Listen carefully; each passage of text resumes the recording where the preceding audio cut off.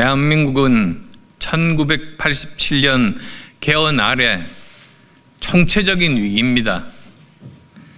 기후위기를 넘는 기후재앙으로 인한 코로나19 등 팬데믹의 역습과 향후 탄소 국경세 등 새로운 환경무역 장벽에 도전이 예상됩니다. 그러나 무엇보다 가장 크게 세계를 바꿀 변화는 4차 산업혁명의 중심으로 떠오르는 인공지능입니다. 미국의 챗GPT를 능가하는 중국의 딥시크 출현은 전 세계에 큰 충격을 안겨주고 있습니다. 세상은 빛의 속도로 누가 더 잘하나 혁신 경쟁을 하고 있는데 죽을 힘을 다해 세계 10대 경제 대국에 오른 우리 대한민국은 지금 우물한 개구리 싸움질로 허송세월 중입니다. 비상개헌과 탄핵소추로 대한민국의 입법, 행정, 사법 모두 총체적 위기입니다. 가히 대한민국은 사실상 정치적 내전 상태입니다. 1987년 이후 대통령 탄핵만 무려 3차례, 전현직 대통령 5명이 구속되었고 급기야 현직 대통령이 구속되었습니다. 대한민국의 정치에서 대화와 타협이 실종된 지 오래고 정치의 사법화, 광정의 선동이 일상화되었습니다. 특히 초거대 야당인 이재명 민주당은 29번의 탄핵과 입법 폭주로 사사건건 정부의 발목을 잡고 언론을 길들이려고 합니다. 좌우 진영 대결의 폭주로 급기야 법치주의의 최후의 보루인 사법부까지 공격받고 있습니다. 세계사적 격변기인 바로 지금 도태되지 않고 대한민국이 다시 도약하기 위해서는 대한민국의 미래 100년을 위해 새롭게 성찰하고 새롭게 구상하고 새롭게 행동해야 할 때입니다. 지난 50년간의 추격형 산업 전략을 넘어서 지금부터는 선도형 산업 전략으로 AI 시대를 주도해야 합니다.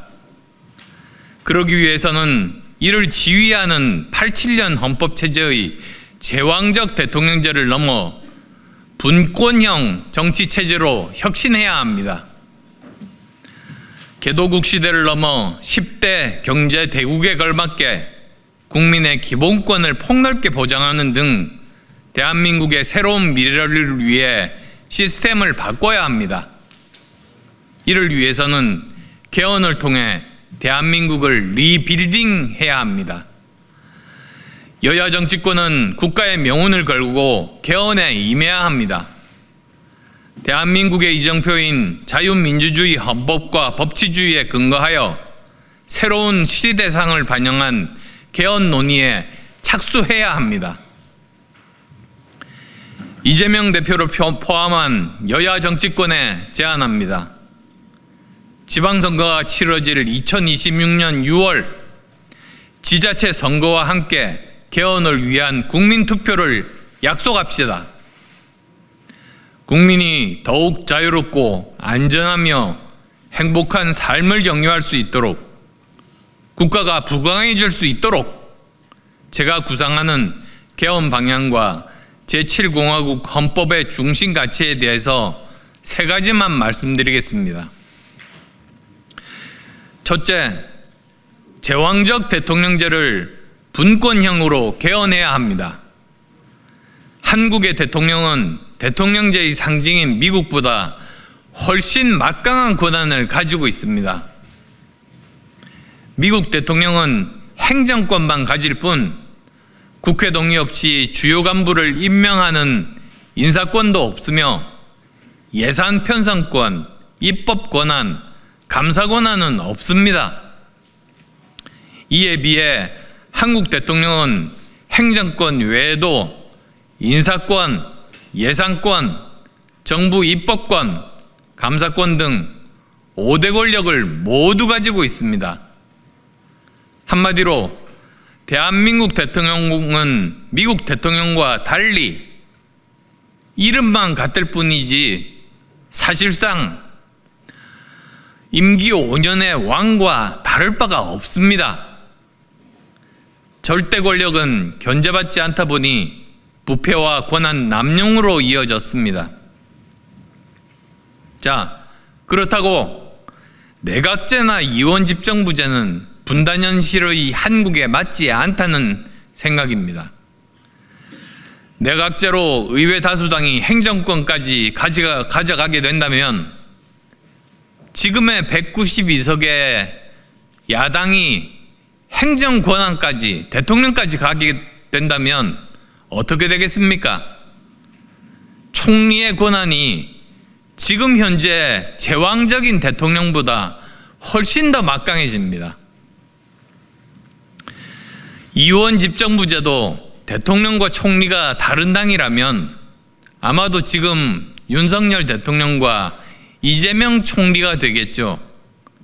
그럼 서로 싸우느라고 국정 운영이 불가할 겁니다.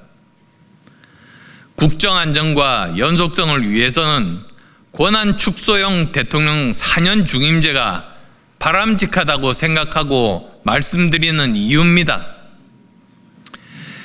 여기에 대부분의 대통령제 국가가 채택하고 있는 결선 투표제를 도입해야 절반 이상의 국민이 뽑는, 국민이 선택하는 대통령이 탄생할 수 있습니다. 또한 중앙정부에 집권된 입법권과 재정권 등을 지방정부로 나누고 진정한 국가 균형 발전에 집중해야 합니다. 둘째로 거대 야당의 입법권 남용을 막는 견제장치도 담아야 합니다. 제왕적 대통령의 폐해만큼 초거대 야당 출현에 따른 국회 폭주를 막아야 합니다. 과대한 입법 권력으로 법을 일방적으로 통과시키면 물론이며 행정부의 장관, 검사, 감사원장, 사법부의 판사까지 탄핵하면서 자유민주주의의 가장 중심 원칙인 상권 분립을 흔드는 것은 잘못된 것입니다. 윤석열 정부 및 권한 대행 하에서 민주당의 입법 폭주에 따른 대통령의 거부권 행사 무려 35차례입니다. 공직자의 탄핵 소추에 무분별한 악용도 심각합니다. 대통령과 총리까지 총 29명을 탄핵시켰습니다. 불과 2년 반 조금 넘은 사이에 생긴 일들입니다. 위법 행위도 분명하지 않은 이재명 수사검사 탄핵과 임기를 갓 시작한 공직자를 탄핵하는 등 초거대 야당 이재명 민주당의 정치 폭거는 대한민국 자유민주주의를 파괴하고 있습니다. 장관과 공직자의 탄핵 소추의 요건과 절차를 세분화해서 권한 남용을 막아야 합니다.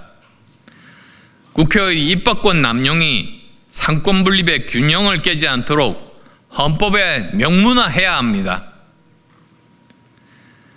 셋째, 세계적 격변기에 걸맞게 국민의 기본권을 새롭게 설계해야 합니다. 헌법은 국민의 기본권으로 시작됩니다. 헌법은 중요한 순서대로 그 항목들이 기술되어 있습니다.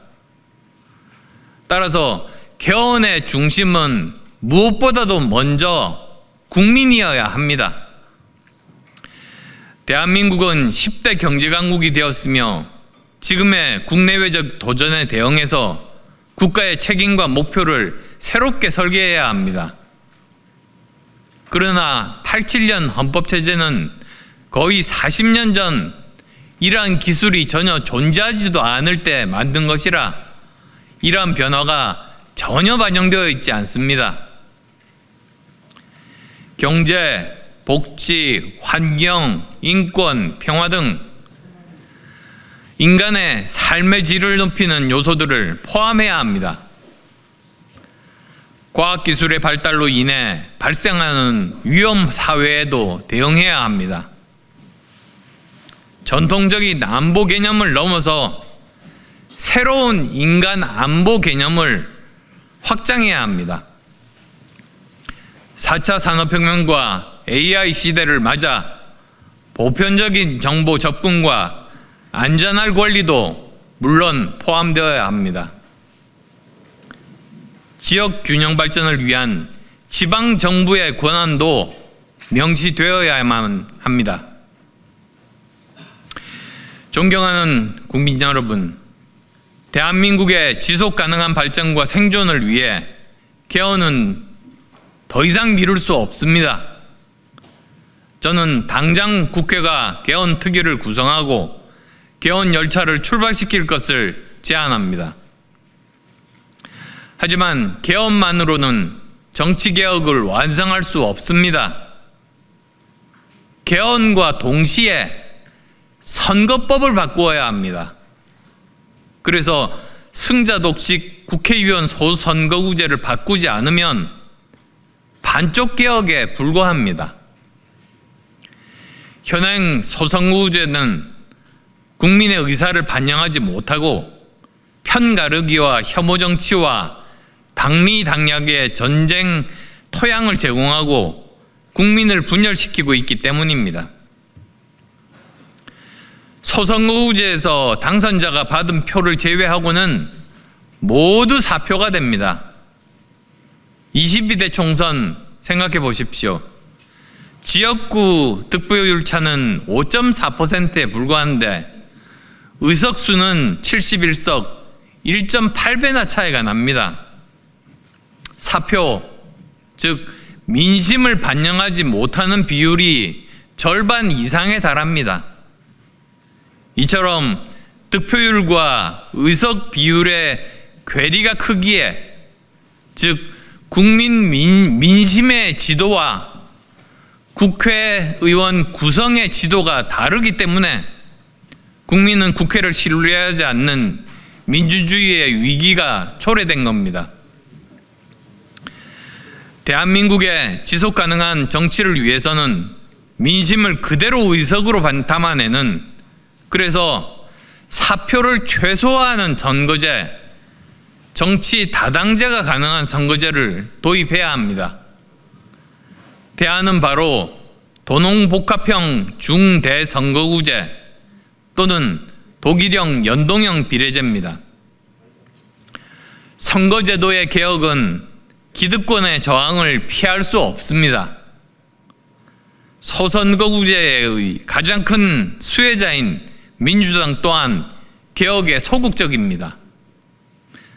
그러나 눈앞의 이익을 넘어 국가 100년 대계를 생각한다면, 우리나라의 미래를 생각한다면 정말 진지하게 성찰해드리기를 부탁드립니다. 존경하는 국민